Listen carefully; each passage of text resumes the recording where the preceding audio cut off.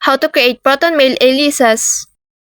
Start by logging into your ProtonMail account on the web or app and head into Settings. From there, select the Identity and Addresses or Account section, depending on the version you're using. Look for the option to add a new alias and type in the email name you'd like to use. ProtonMail allows aliases under your main domain if your plan supports it, and these aliases forward all messages to your main inbox while keeping your primary address private. You can also choose which alias to send from when composing an email, making it easy to manage different purposes like work, personal use, or online sign-ups.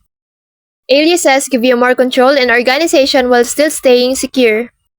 Once you've set it up, you can return to settings at any time to edit, disable, or delete your aliases whenever needed, ensuring your email stays flexible and protected.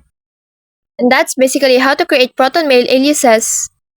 So that's all for this video. I hope this helps. Thank you.